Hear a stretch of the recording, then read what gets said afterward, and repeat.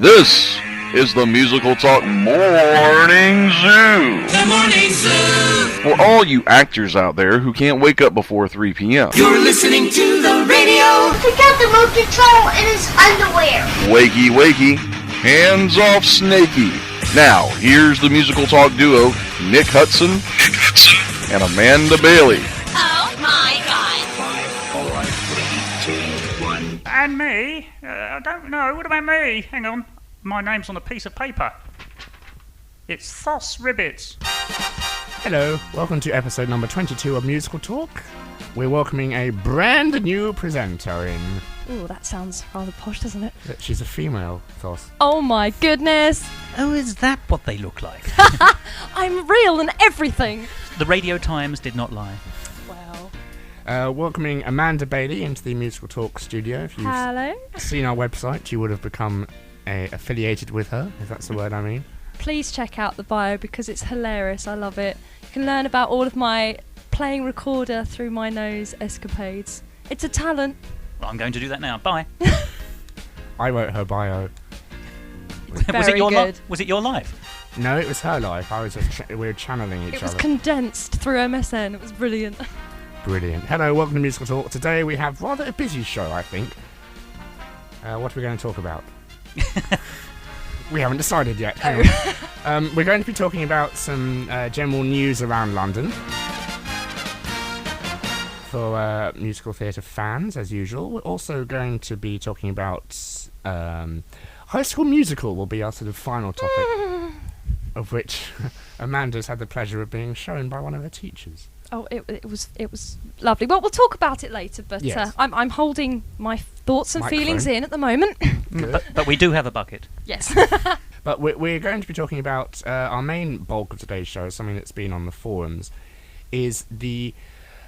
well, I think our voicemail caller can explain it better than I can. Hi guys, it's Lisa in Glasgow here. I just wanted to call and say hello, and I really enjoy listening to the show. I enjoyed Emma Williams' interview. She sounds like a really nice girl to meet. I just wondered what your thoughts were on the current trend of having a name in a musical rather than just a standard performer. For example, there's rumours of Will Young being cast as Fiyero in Wicked. Personally, I don't think that's a great idea. I prefer just to see a good actor in the role rather than a celeb, and I just wanted to know what you all thought of that.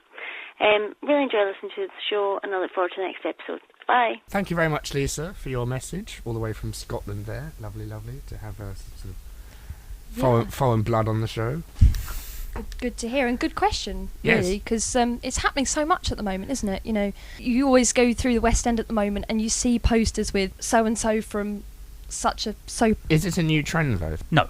Well, in recent terms, no, because certainly the 80s, I mean, it probably goes back farther than that, but certainly in the 80s, pantomime Yes. was yeah. more or less entirely occupied by soap stars, mostly from the Australian soaps. Danny Minogue, Jason Donovan, And many, many others, indeed.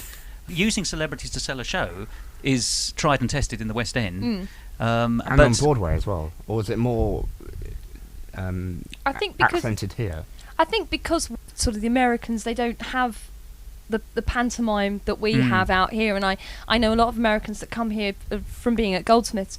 You have quite a big intake of people from America who come for a year, and at Christmas time you tell them about pantomimes and they're like, what is this? You know, it's really, really odd and foreign to them. And I think we're so used to it here that that's just kind of been highlighted even more in musicals at the moment, you know. But it has trickled through into what might be called mainstream musicals, hasn't it? I agree. Oh, yeah. But then again, the original aspects of Love, am I not right in thinking that Roger Moore, now obviously an actor, not necessarily a singer, I think one would say, Yeah. was slated to Roger appear in that Moore. originally? Isn't that Sean Connery you're doing? No. Good. That's not, I'll take your word for it. that was and no we'll one. have a vote. But Roger Moore, I mean, he never actually opened in it because he disappeared before it actually did Yeah. open. But he was slated, and that's a form of celebrity. Would you have gone to see Aspects of Love because of Roger Moore? I suppose they probably thought you This might. is a question. Do you go to see the show because of the story and the songs and the cathartic effect, or do you see the show because it has, oh my god, X performing in it? Well, I'm thinking when Chicago, the current run in London, opened, what, mid-90s now? Wasn't Ute Lemper and she was very much the star of the moment. And Yeah. Denise Van Outen was very much, when they did the revival of Tell Me on a Sunday, it was hooked entirely on her. Well, as it's a one-woman show. Indeed, but what I mean is, I That don't and remember Essex it. Girl. But did it last Yes. after she left the show? And can you remember who was in it? No, exactly. Mm. That's true. And she did do so much. When that first came out, I remember the amount of times she was on telly promoting Quite. it. And I think that's also a great tool, the media at the moment. Lots of daytime shows are like, so-and-so's going to perform this song from a musical, and it's a celebrity name. It's a big musical in the West End. It's Clash of the Titans, really. It is. But you have to also think in terms of younger kids at the moment. It's getting younger kids into musicals. That's true, actually. Because, for example, last year's X Factor. This is our sort of American Idol we have here, but not just it's for anyone with any talent. If you think you can sing, basically, you're allowed to audition. And one of the ladies, I think, came third last year. I'm not too sure. Or the year before, called Brenda. She was in Chicago for quite a while. Mama Morton, wasn't she? Yes, she was. In fact, I saw her as Mama Morton, and she Didn't we sang very well. Didn't we see her? That was the version Yes. we saw. Yeah. But the question is, I have to say, I mean, she was a very good singer, and no disrespect to her, but I'm not sure her acting skills were entirely. No, I mean, I As saw good. her in that as well, and I didn't. But I went on the basis of that. I knew someone who was bringing a younger girl along because Brenda from the X Factor was in it. Now, after the show, it wasn't how good Brenda was. It was that show was really good, and then she was talking about the storyline, and so. I think it's not such a bad thing if you're getting the younger generation into the West End and through these sort of minor celebrities, and then they come out talking about not the celebrity but the show, then I think it's worth it. That's a very convincing argument, and I agree. Actually, you've convinced me. Good. I was just going to. Moving on. No, I was just going to think. I was trying to remember the tipping off point between pantomime and celebrities in mainstream musicals, and I'm quite happy to be corrected here, but I bet it was when Jason Donovan, once again from the soaps, as we were saying, went into Joseph and the Amazing Technicolor Doodah, and was tremendously good. I was just thinking about this as you were presenting your case, Mandy. The people, I mean, after that show, when he was to be, I mean, I had the pleasure of meeting him after the show privately, as you heard in last week's episode. But the hordes of young people and their poor parents waiting outside the stage door were there to see him. And I think the example of this is, for modern days, was when Guys and Dolls opened with Ewan McGregor. How many people do you think went to see Guys and Dolls to see the musical Fable, or Guys and Dolls to see the hunk from Star Wars and Trainspotting? Most probably the hunk from Star Wars, but I think what I'm trying to say is the latter. It's they go in thinking, I'm going to see Ewan McGregor. Oh my God, that's amazing. And they come out thinking, Ewan McGregor, amazing, but also saying, that was a great show. Don't patronise them. That Frank Lesser, he was a bit of all right, wasn't he? But I'm saying, they coming out with a passion for the songs and the storyline, and it captivated them, and then it inspired them to say, I like musicals, let's go see something else, So yes, it might be a cheap way of bringing people in through celebrities, but it's the after effects, I think. It must be successful because it continues to do so. Yeah. And indeed, Guys and Dolls is a fine example, because I think all the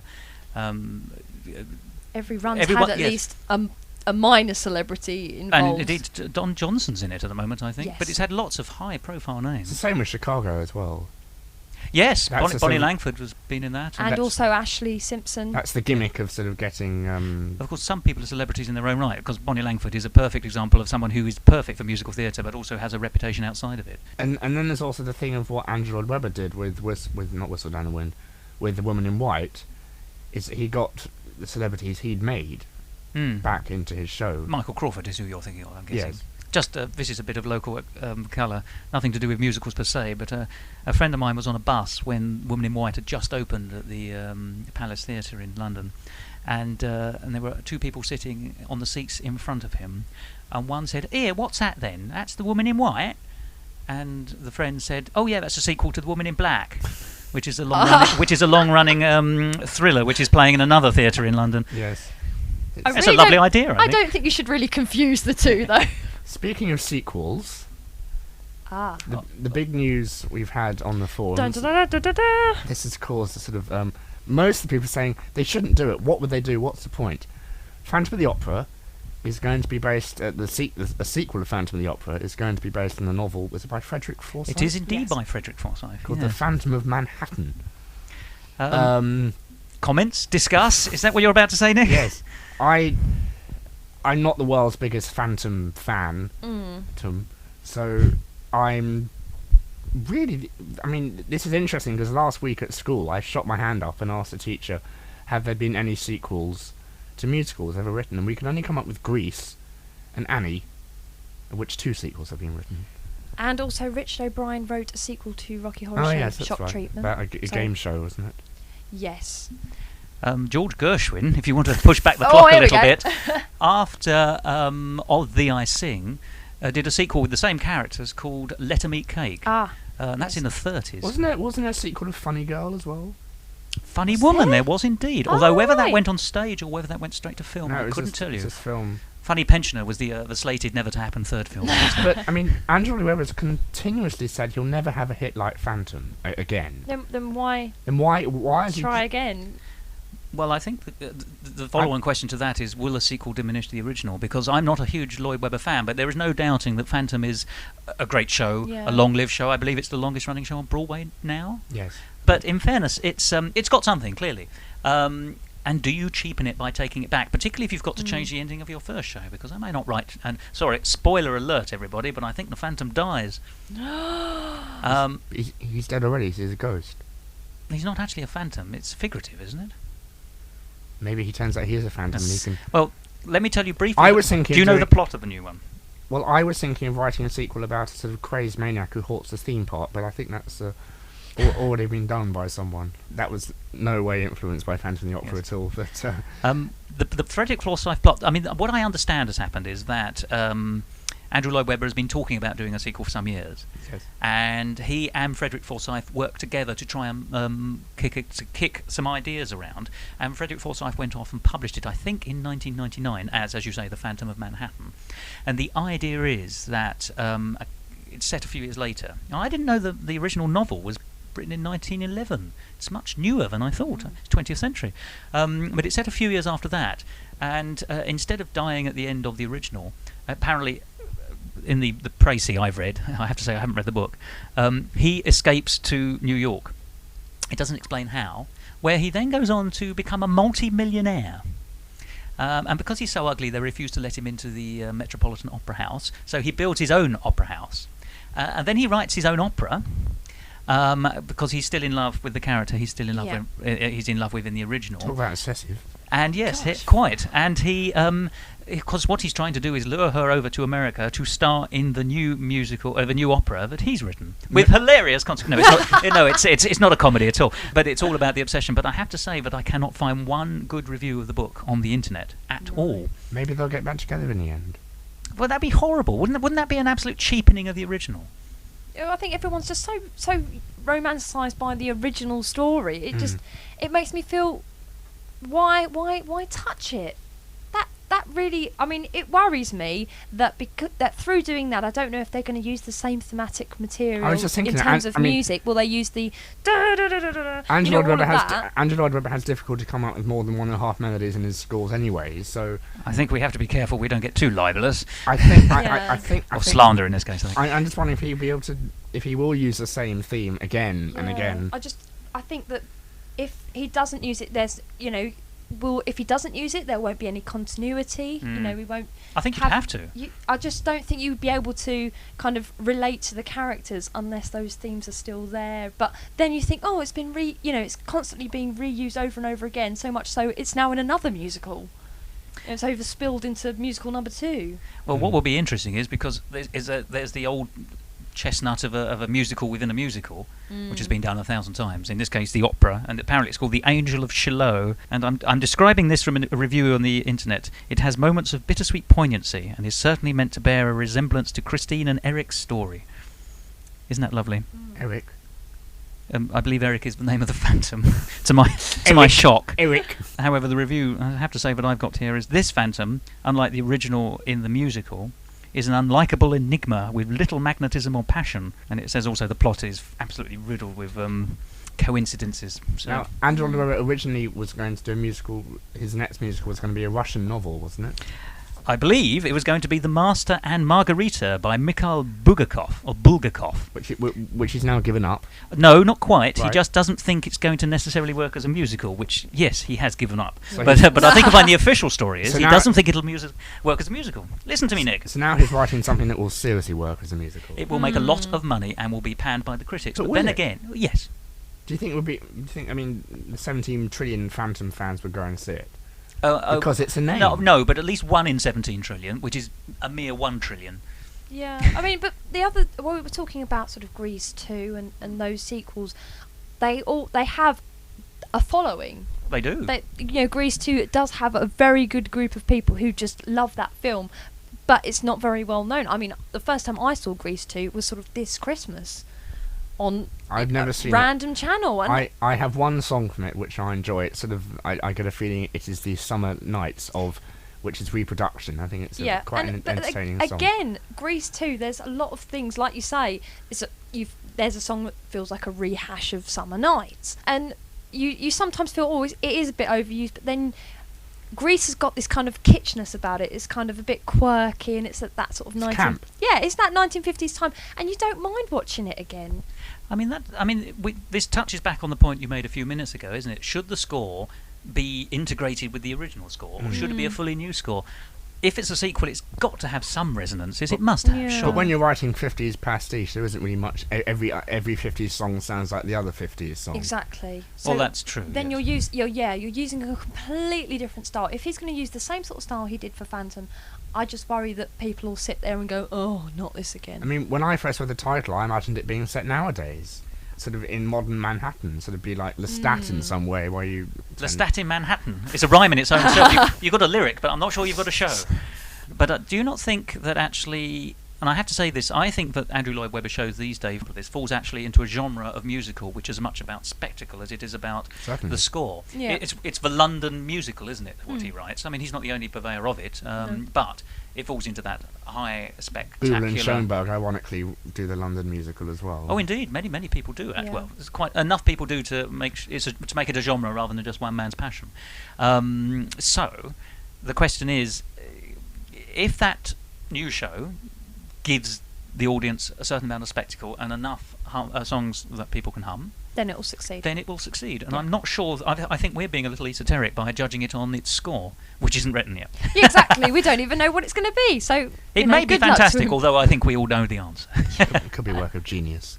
But can I just say, absolutely in Andrew Lloyd Webber's defence here, that if he makes a potload of money out of it, then good on him, because he actually ploughs an awful lot of his money back into the theatres in London. Exactly. He just supports so many of the theatres. And refurbishes them. Yeah. There, so, he's a good thing. He certainly has very good ideas when it comes to marketing. I remember when I was with Stephen Schwartz, he told me he's like this machine that can just come up with ideas. I mean, his Maria idea was fantastic. I think it's going to get a bit stale now with everyone doing it under the sun. Yes. Have you heard about his new one? We're going to have Joseph here. We're going to have Greece here. Yeah. They got the Greece in America, and it's just going to be. It was good the first time, but I think and now the whole premium rate phone call thing is getting shot down to death. It'd be interesting how those shows survive. Funny, on the Joseph Any Dream Will Do one, Yes. he's just said over 800 people have asked to audition for Any Dream Will Do in Cardiff alone, and nearly 2,000 in London. That's 3 times as many for How Do You Solve a Problem Like Maria. And I went to that audition. Oh, did you? That was amazing. The Maria audition was very interesting. We got there very early in the morning, and this was at Wembley Arena. And a nice intimate venue. It was lovely, and I was expecting sort of huge crowds outside, and it was actually relatively quiet. And then the nuns descended. There was all the normal people. Or do they fly down? Well, it was kind of like that, and then you see from every side of Wembley Arena all these people starting to queue in habits. It was very obscure, but the way that they did it, because I went into the first audition, which was they do like production rounds basically to see if your face is good enough. for the telly. For a nun. Yeah, for a nun. And you go in, and I remember standing there saying, hello, sang 2 notes. And then they told me no. You're joking? Yeah. On 2 notes? 2 notes. And you That's have a outrageous. And you have a Yep. very nice face. Oh, thank you. What notes did you sing? I can't remember for the life of me, but all I remember is that I went off with a lot of them to the pub afterwards. So if anyone's listening from the Maria audition, we should go for another drink again sometime. If you are listening on BroadwayWorld.com, welcome. Hello. Hello. And we're very happy to have you. Yes, we are. This is our we have a permanent spot now on this huge website, which We do, and it's lovely. I was browsing through it yesterday, and Yes. I learnt quite a lot just Yes. from one browse of the website. So it's lovely to be hosted. And they've actually sponsored Thos's research by the Yes, That's easy for you to say, Nick. Spray that again. sponsored Thos's research, On the seashore. where she sits and shines and shines and sits, but still she sells seashells on the seashore. Very good. Thank you. You can't clap with one hand, but I don't like the picture that conjures up. yes, we now have a permanent spot on their homepage, and episodes are also going to be played on their 24-hour, 7-day-a-week radio station, which is marvellous. And their site gets over 100,000 visitors a day. Wow. Should we do the honour of giving them a name check? Not just a name check, but where their website is, because they're listening to us, and we want to listen to them. Yes, Yes. it's BroadwayWorld.com. What was that again? www.broadwayworld.com. Good. And we are now Nice. musicaltalk.co.uk, which is very nice. And do we have a magical MySpace as well? We have a MySpace/musicaltalk. I've thought of everything, haven't I? Yeah. I think what we should do with the MySpace, because there's not many people added on there at the moment. I'm sort of suggesting that we should say to all our viewers, add yourself and get a friend to add us as well. Yes. Get lots of friends on Musical Talk. Spread the Musical Talk love, I think. And if you don't, this puppy will die. Oh no! So we're going to have a little game now. If you remember, a couple of weeks ago we had a little Frightened by a this. competition with fun quizette. music, and you didn't win, suffice to say. I was, yes. I was. I've survived the voting out round. Obviously, I'm the only Yes. member of the cast left apart from Nick. But what we're going to do is I'm going to ask you it's a multiple choice answer now this time. Good, that makes Right. it better. So you have 1 in 4 chance of getting it right. Fabulous. I don't know you'll know the answer, so it's going to be complete guessing. Here is your question. Are you ready? Go on. Are you steady? Okay. Are we go? I think so. Here is your question. How many theatres are there in the West End? 58, 43, Oh, what? 53, or 50? And Hang here are the numbers. about. And your time starts right now. Actually, all these numbers together look like Nick's telephone number. Well, people are going to start calling me now. And also his income. So do phone him on that number. So that would be everybody. 0000. I mean, we don't know if this means normal West End theatres or No. whether it includes things like the Jermyn Street Theatre, which is a small one in the West End, but very tiny. And also, are you sort of incorporating the street stuff that goes on in the No. summer as well? No. Building theatres. Building theatres. Infrastructure. Yeah. I would say it's probably quite high because if you Yeah. the London listings are always huge. I'm thinking 50. I think it's 53. I think you're probably right Yeah. because that also gives me a blame option. Oh, I've set myself up here now, haven't I? Oh no. I think 53 seems about right. You can agree with me on this? Oh yes, I am. I'm going to agree with you, and I'll even share blame. Really? Promise? Yes, absolutely. Okay, we're gonna go for 53. Okay, let's see. 53. Correct. Is that, Well done. Nice one. did you know that, or was it? No, that was a fluke. Completely. No, I just thought 58. No, it can't be that many, and just thought, guessed. And we have more than Broadway. Haha. Do we really? Yes. Do we have? Am I not right in thinking somebody told me the other day that the number of theatres in America actually on Broadway itself is really quite small? Broadway being a region It's for a very, theatre Yeah. it's a purposes. very small area. It's 2 or something actually on the Broadway itself. So Wicked is not on Broadway. It's off Broadway. Anyway, other news is that something I'm very excited about, and something that's been sort of on and off as regards rumours, is Hairspray coming Ah, yes. to the West End. Which I love Hairspray because I'm a big rock and roll fan, and also I'm a big Mark Shaman fan. Mark Shaman famously did the South Park musical. And Oh, did he? Yes. That's an awfully good musical. With Trey Parker, who also did the South Park music. He did the complex music stuff, and he's also done the Addams Family scores and Sleeps in Seattle. And so interesting side effect. I have a friend who's a doctor of film studies, Yes. and one of the courses he deals with is film musicals. Yes. And he said for the 90s, I think it was the 90s, or it was even, I can't remember when South Park the musical was, but it was, there are so few musicals in the last few years, but he has to include the South Park musical as an example of modern musicals. No. Well, it's groundbreaking. But Yes, it's very yeah, good. No, No, it's good, yeah. Blimey, and you walk away whistling the tunes, ladies and gentlemen, and that's a good thing. It really, because I wasn't really a huge fan of South Park until I saw it, but then it gave me a great reason to watch South Park because they love musical. Trey and Matt adore musical theatre, Many in-jokes. and it's evident in their shows. And so Hairspray, obviously a big hit on Broadway, won Tonys with Harvey Firestein in it, and we don't know who'll be coming to do it in London. And It won 8 Tonys in 2003, apparently, Right. including Best Musical, and you can't beat that. No, you No, can't. no. On our information, because we were researching this earlier, weren't we? We discovered that apparently it was going to be coming over to the Adelphi Theatre in London. Right. Shortly after it opened in America, actually. Yes, but it But didn't. I didn't know there's going to be a film of it. Another Yes, film of it. yes. Another. Gosh. With John Travolta. Indeed. And that's the reason it didn't come over for the Adelphi. Really? Well, apparently, it's the information I have says it's the original slated production for the Adelphi Theatre didn't occur because they didn't want to clash with the new film version opening in America in July. So it's coming over to the Shaftesbury, I believe. Is that right? Ooh, the Shaftesbury? Doomed Theatre. Well, Yeah. exactly, yes, the Ah. so-called cursed theatre. I always. Well, it wasn't really cursed. Did anyone see Daddy Call there? No. No. Anyway, Nice poster, though. Yeah, nice poster. Nice parrot. I always thought they were moving the time of the opening to London to coincide with the film opening. The British film opening or the Yeah, American film opening? The British film opening. Oh, the British film opening will be some months after the American, won't it? Yeah, I So- don't think they'll open at the same time. I highly doubt Unless that. they do a world premiere that opens everywhere. Won't be in London, though. No. Well, the American one is definitely July, apparently. So, anyway, is it a good thing or a bad thing? It's Yes. another musical based on the film. I've only heard the songs, and the songs are great. There is not one slow song in the show. There's a tiny minute ballad, which is, Minute or minute? both. I think you've misread that piece of paper. It's fun, and I think, obviously that is the trend.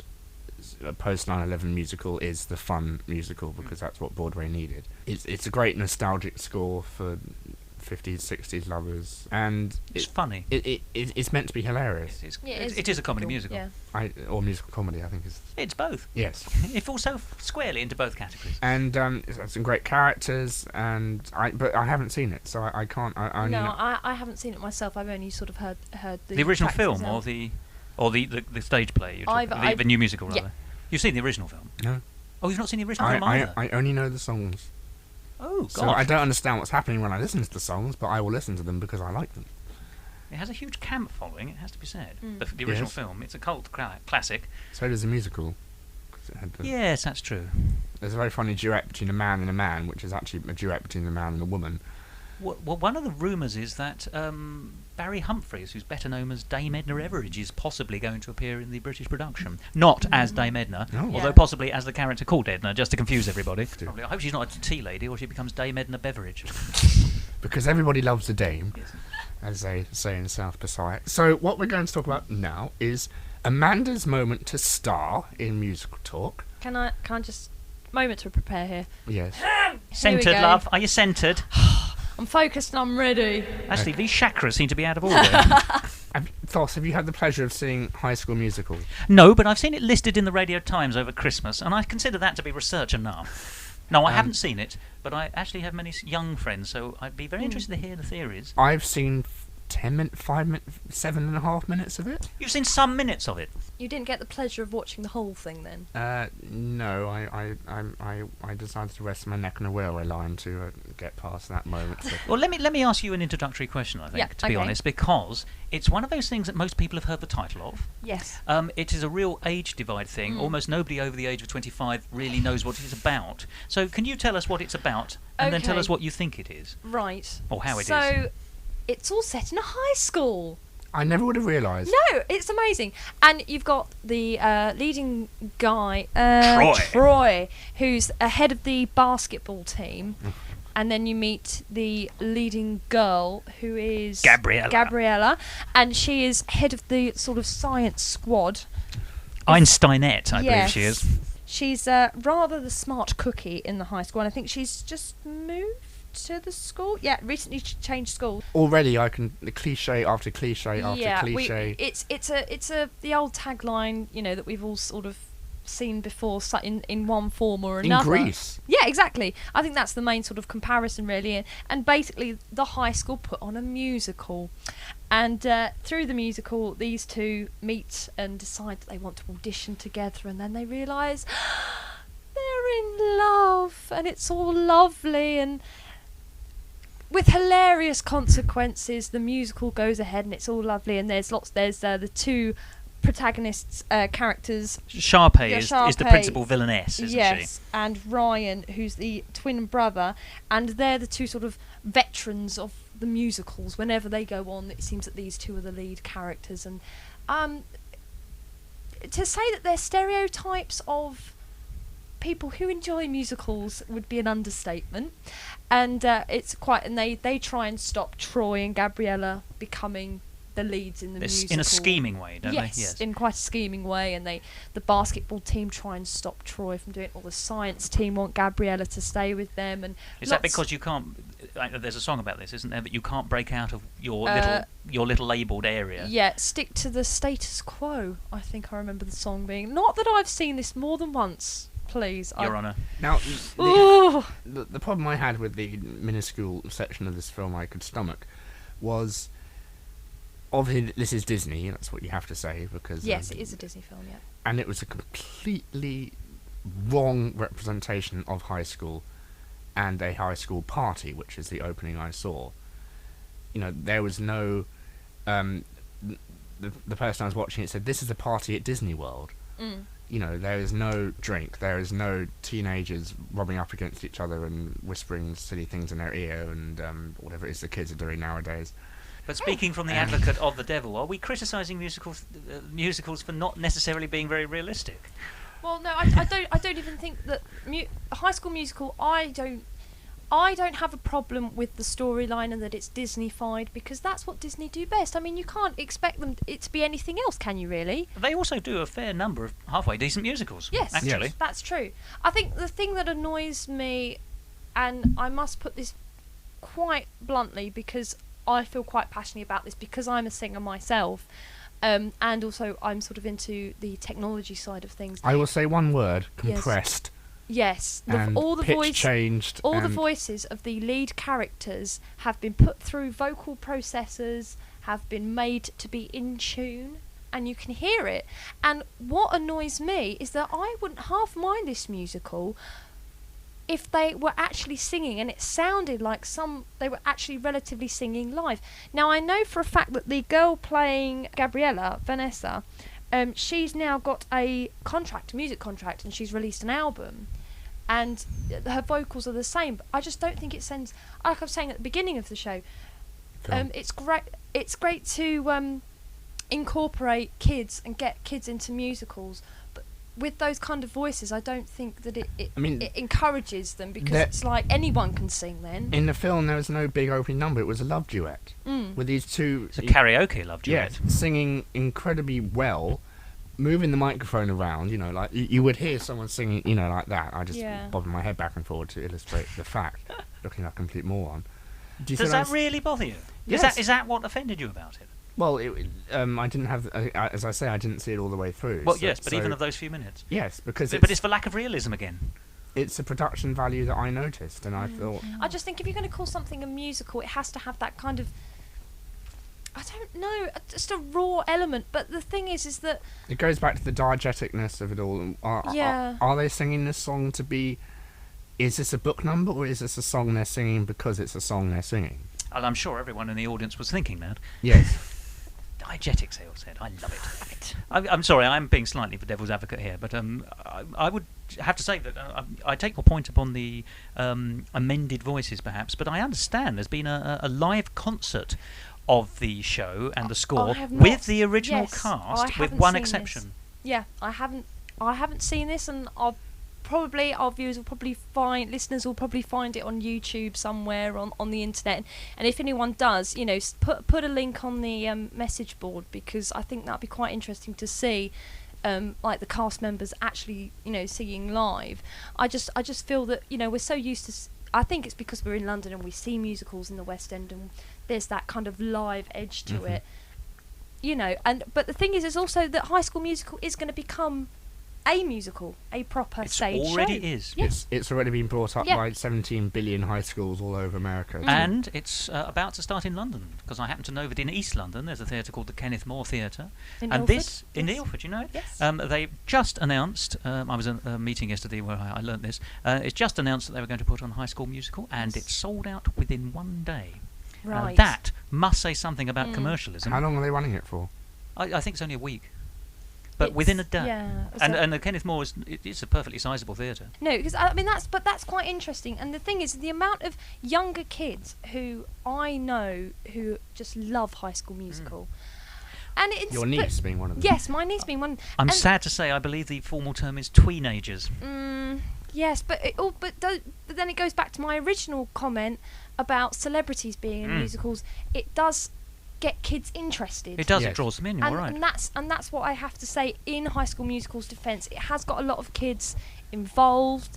I know that there was a programme where some of the lead characters went into high schools and taught the dance moves to the actual songs, and so many kids turned up because they were so inspired by it.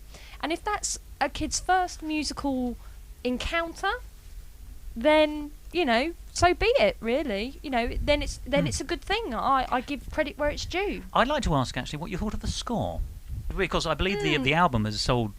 I believe the Yes. modern phrase is shed loads. Yes, the albums sold very well, and also I know that you can get the DVD version of it's all karaoke, and you get your nice little words and the bouncing ball at the bottom of the screen. I believe Disney have actually broadcast the karaoke Yes, version, the they sing-along have. version, I believe Yes. the Disney term is, And in America. if anyone's listening from Goldsmiths College will remember at the beginning of this year there was an actual High School Musical evening where it was hosted in the Union. Must have missed But that. what age were the people who went? Because this is the thing; it's very, very popular with younger What irks people, me but is not when older.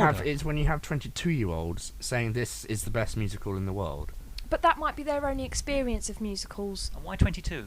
Why is that a bad age? because that's the college age. At the end of the day, I think, especially for Goldsmith students, as much as I love them because I am one of them, we're all a bit quirky. Yes, And you could and say the that. quirkiness of High School Musical, I think people like. It's also got a very huge gay following. A lot of people I know that really, really enjoy that musical, and so be it. Even if it's someone who's older, that we think that sort of younger kids should be inspired by it. And so what if older people get inspired by the musical? You haven't got everyone that's so close to a theatre that can go and see musicals all the time. It's like sort of the DVD, the movie versions of certain musicals that have come out. That can be someone's only impression of that musical, when others have seen the film but have also seen musicals on the West End. Should it be looked at as a musical primer? Because the plot is boy meets girl. Sorry to ruin this, everybody. Boy loses girl. Boy gets girl back again. Yes. And then they both triumph over the odds to achieve their life's dream.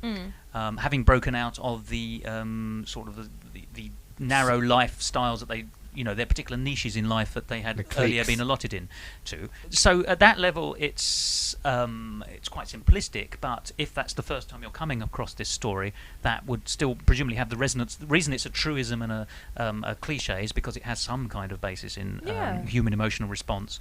The characters themselves, I don't know how well drawn they are, but they are nothing. I have to say, sporty boy and intelligent girl doesn't strike me as breaking too many. Seen it in American Pie.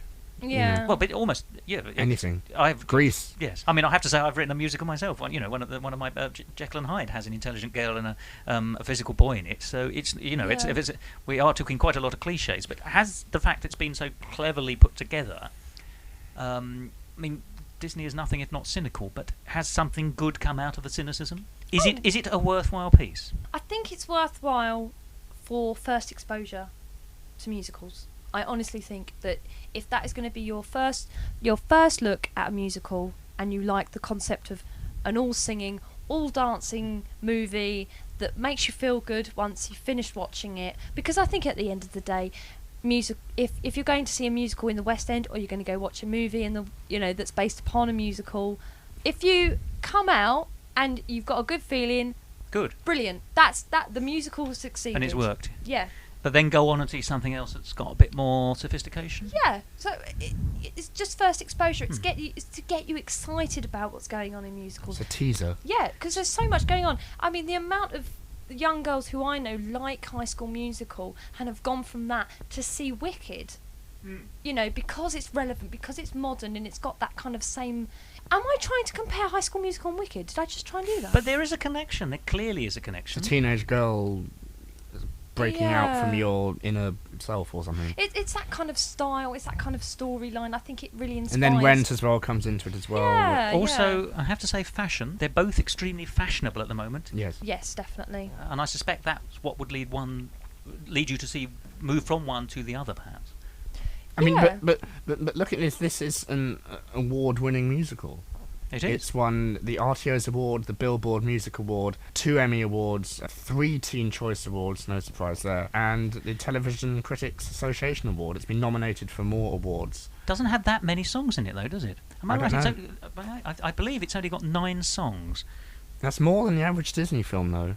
Yes, that's certainly true, The but average- less than most musicals. But to be honest, I see them more as like something that would be released in terms of on the normal chart. Yeah. I feel that some have, haven't they? Yes, some have, and they are quite, they're relevant. Kids can listen to them, and they are cleverly written in terms of that they serve the musical purpose.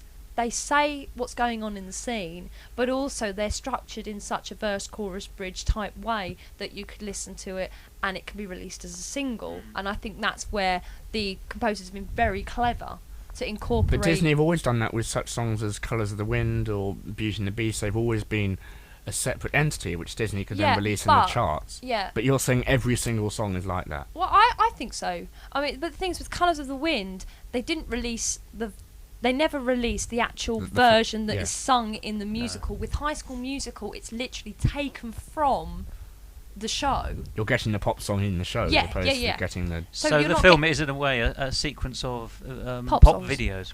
Yeah, I think so. But also, given a musical context so that they all link together in some way. But I mean, I'm not trying to say that it's not a credible musical, because I think on some levels it actually is, as much as it pains me to say it. It is, Probably isn't aimed for... Well, I was going to say our age, but you're very much younger than I am.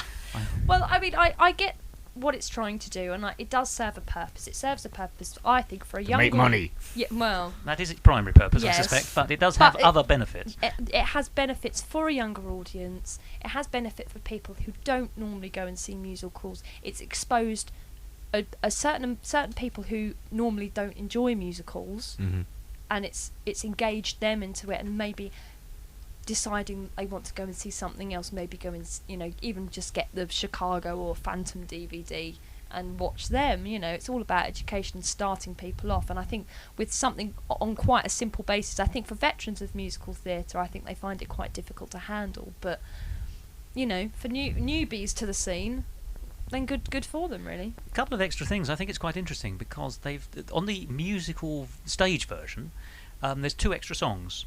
There's the song that was cut, plus 2 new songs for the score. Right. And they've also added a new character, I believe, who acts, and I find this quite interesting, as a narrator.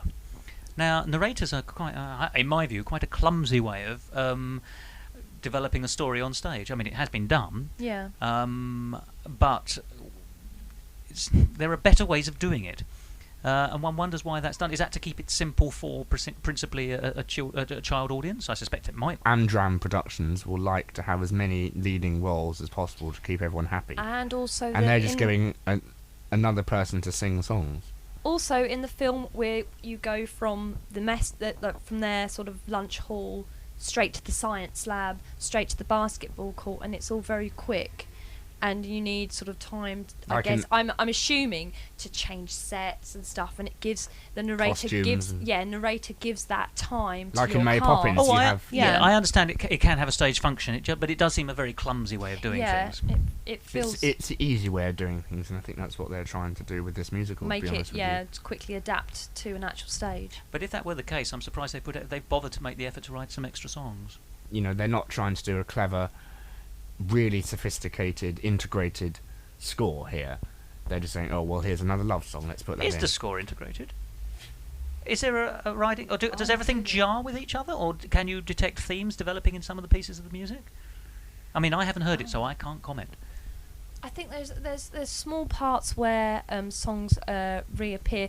I mean, the last song, "Breaking Free," which is the big, we've broken free of our stereotypes and we're all happy. And What rhymes with stereotypes then? I don't think those are the actual lyrics, are no, I don't think so.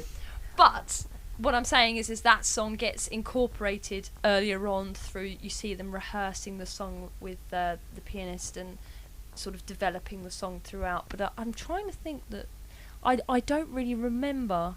I think there is some development of themes, but I not that I can sort of not in the same way as a normal. You wouldn't say it's musical. obviously integrated then, clearly. Yeah. It's not like Sweeney Todd, which has 27 leitmotifs running throughout the No. whole score. I probably would have guessed it wasn't very much like No. Sweeney Todd. But, But like I say, I don't think there's that much emphasis on. I don't think it's been written in the same way Yeah. as someone would approach to writing a musical. I think it's more on the concept of the modern day pop concert, which again is spectacle.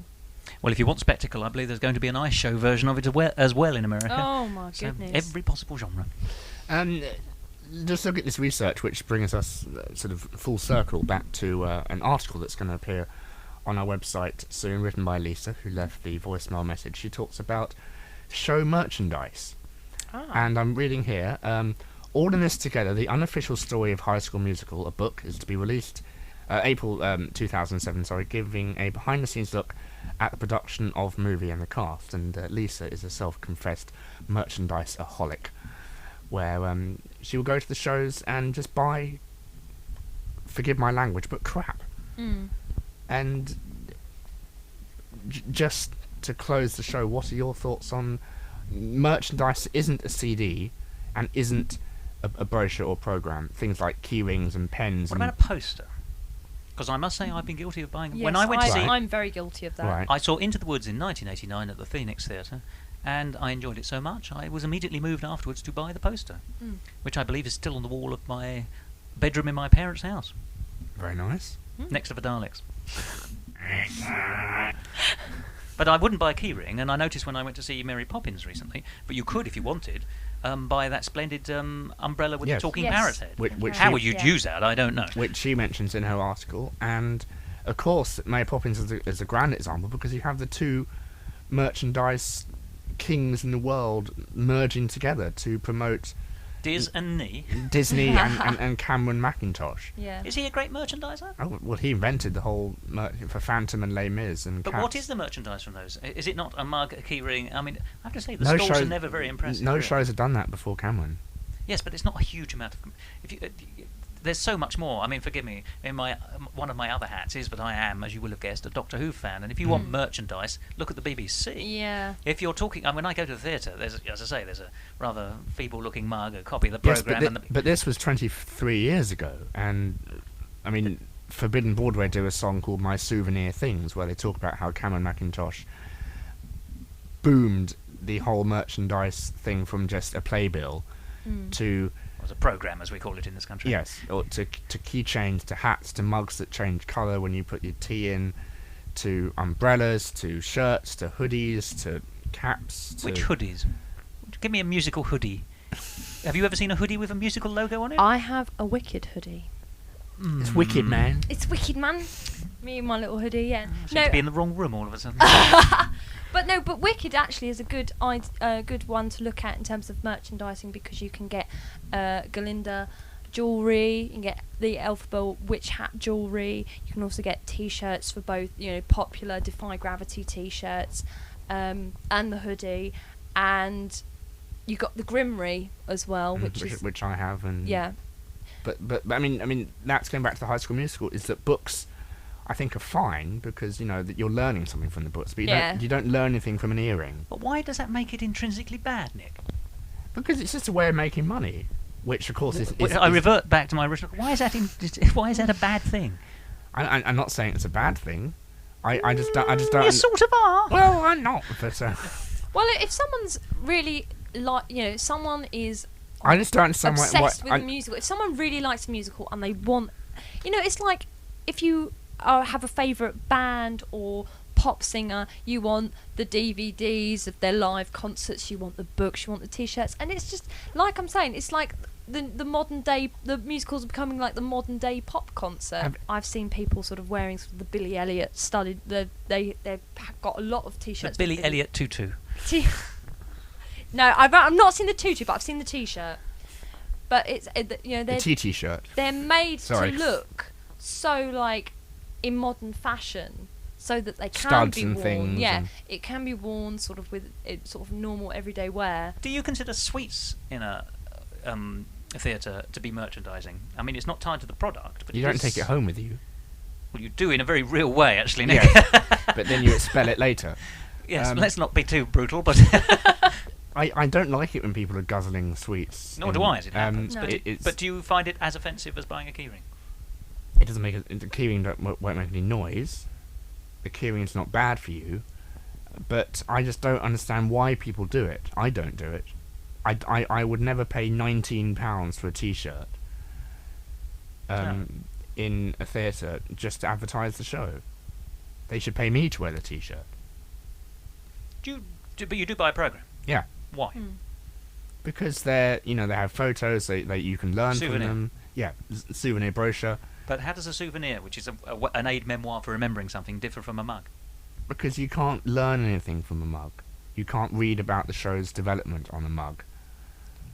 How often do you... Well, you might, because you may not be a very good example. Most people, when they buy their programme, they read it on the tube home, put it in the cupboard, and then forget about it.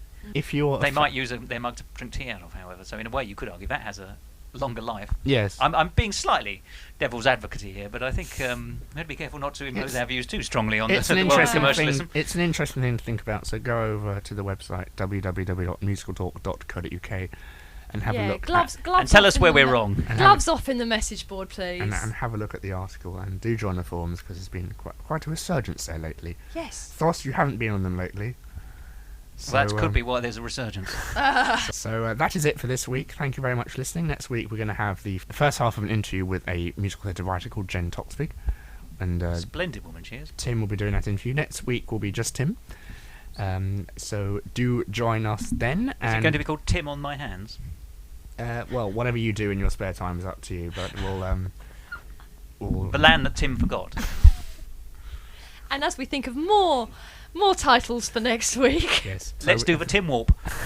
We're out of Tim, so let's. Hey! I hang Fun on. to end on. We'll see you next week. Thank you. Bye-bye. Bye. Thanks for listening to Musical Talk. We'll see you next time.